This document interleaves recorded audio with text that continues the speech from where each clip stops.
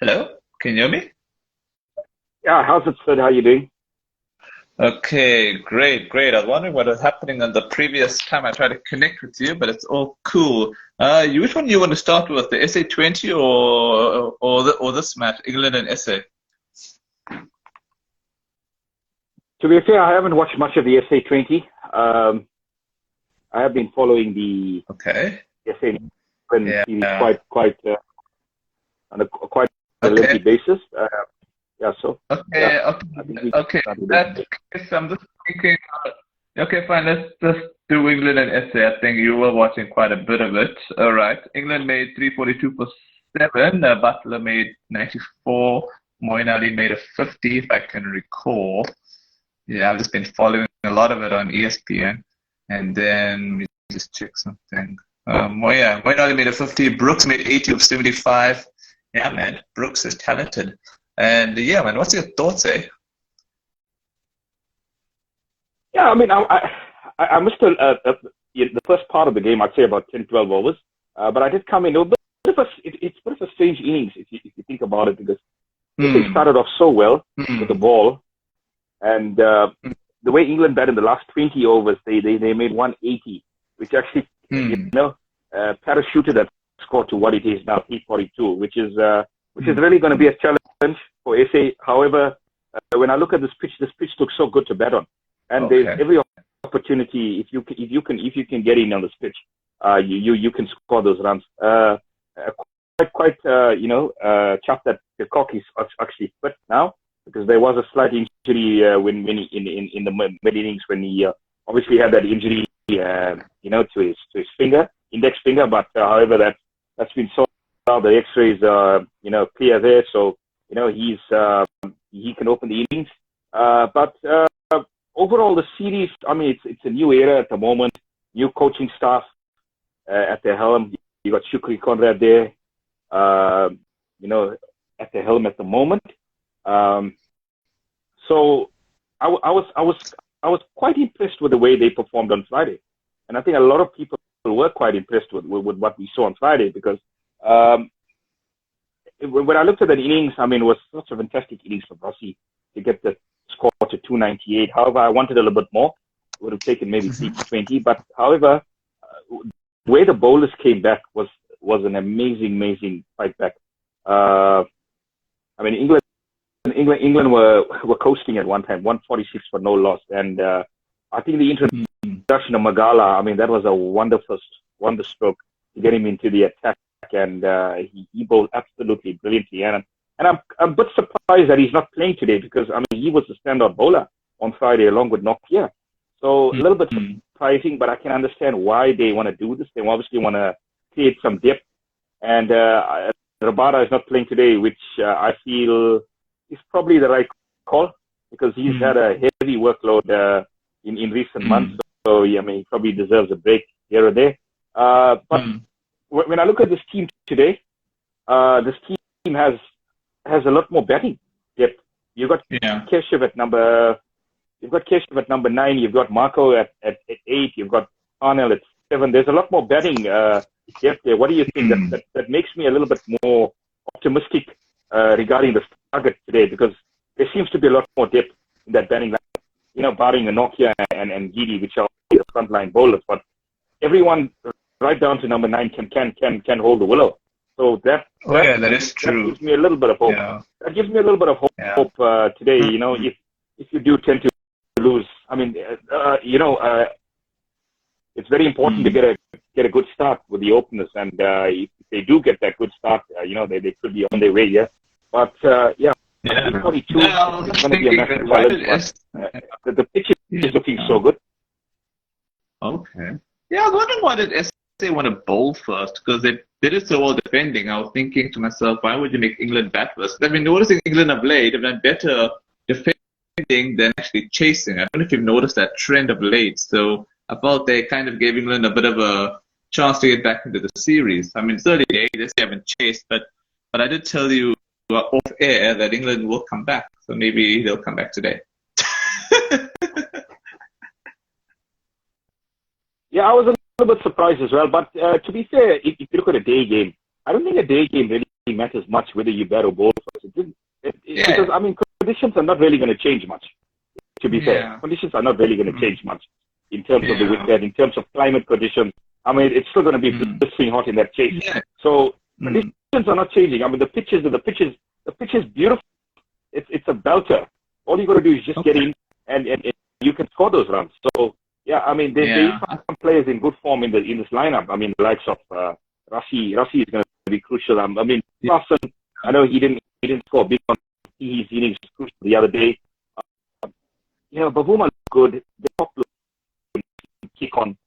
But I just hope, Rassi is the one that's probably going to hold this innings like glue, like he did on Friday. Yeah. And if he gets a big one, also Miller as well. Miller looked in fine form on Friday as well. So I mean, you probably got to get one player that's going to have to score century, and you got to have contributions around around them. If that happens, I think they can get close here. I think they can get close. To me, this looks a belt of a pitch.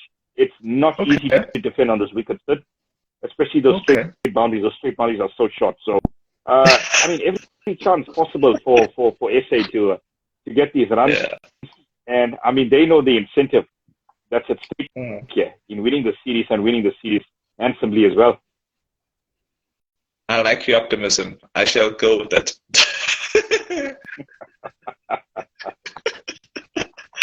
I would love SA to win because they need the point badly. England, I think, will chill their way to the next. I think they're really qualified, isn't it, for the World Cup England? So it's not a big deal for them.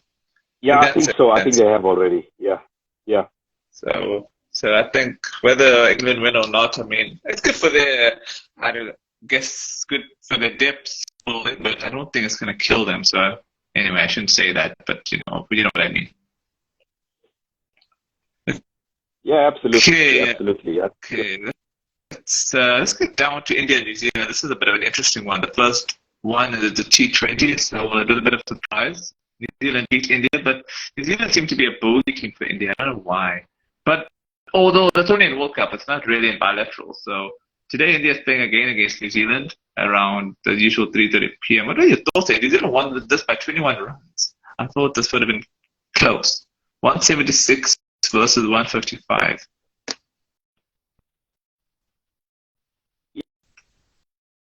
This was one of New Zealand's best performances away from home against the might of the Indian side in home conditions. Santner, I thought Santner's captaincy was absolutely sensational in that game. I mean, his cameo at the end and his bowling changes. I mean, they kind of strangled India, especially in those middle overs. So India were always like behind the game.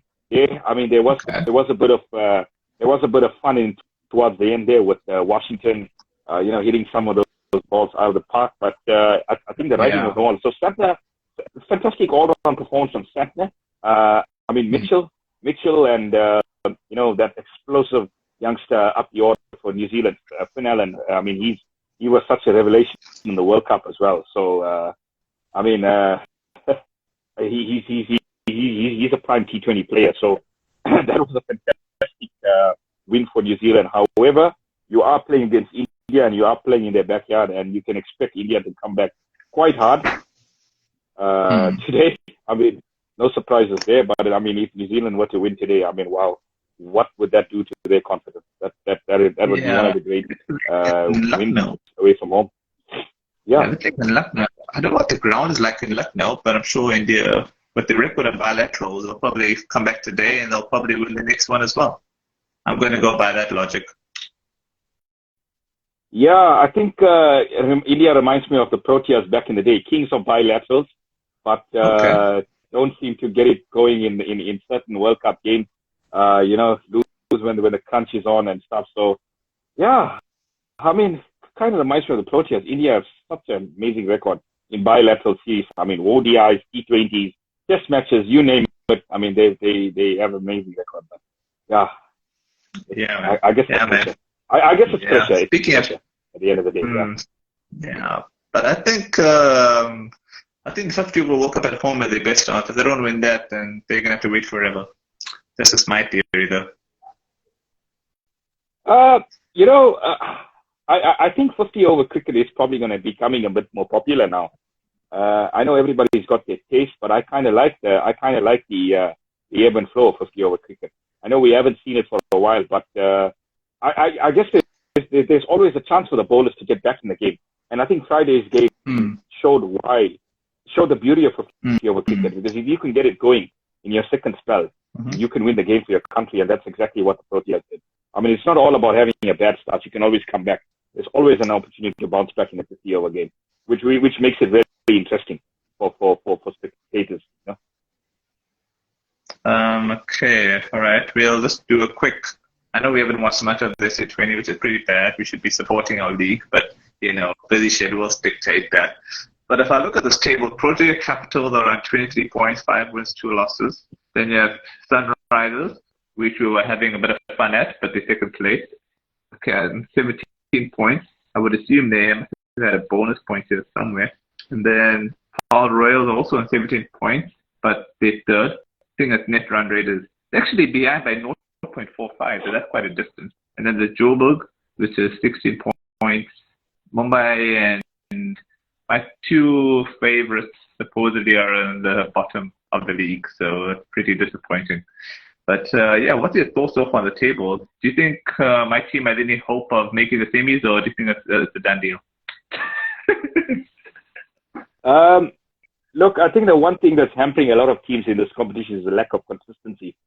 I think the Pretoria is the one side that has managed to get that consistency going. The rest of the teams really been up and down in terms of it. If I look at those lineups, I mean, look at MI's lineup, fantastic lineup. I mean, they started off so well.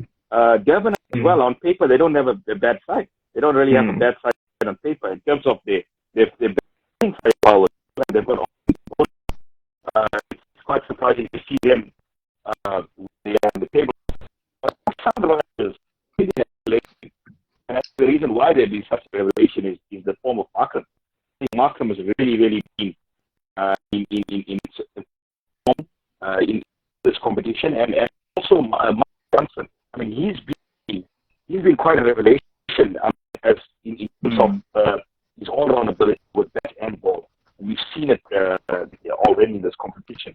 Victoria, I mean, that's the side to beat at the moment, as I said. I said it to you a few shows ago. I mean, the side has all the bases covered in terms of their batting, their bowling lineups. I mean, you look at Nokia. Nokia has been menacing. The way he's bowling in the series, I mean, he's having a fantastic run with the ball at the moment, Nokia. I think he's the best bowler in the country at the moment. Okay. Especially on the quicks. So yeah, there is obviously they are obviously a very strong side, and I think whoever wants to try and make that playoff spot now has really got their work cut out. They need to regroup. I mean, they got such a fantastic coaching lineup. I mean, you got the likes of Morne, you got John T there, you got Krishna. They somehow got to get it right. I don't think they're that bad a team. They're that bad a team. I think they've probably got enough in the tank to make the playoffs. And the same with MI for that reason. I mean, some of these sides are pretty strong. Yeah, Durban has also 3 games remaining along with MI. But I don't know if Durban will go through, because if MI wins all their 3 points, all their 3 games, I mean, they'll get to 25 points. And then if Durban wins all their 3, they'll only get to 20. So technically, I don't think Durban's going to make it in this group. I think they're going to have to try again next year. I think Mumbai have a better chance of going through if they win their last 3 games. That's my theory, though. Yeah, I think the one thing that actually helps a team like Sunrise as well, the dog state. Very to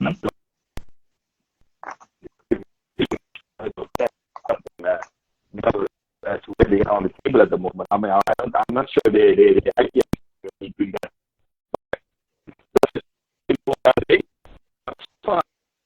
really helping it like Sunrisers. I don't have a team on paper.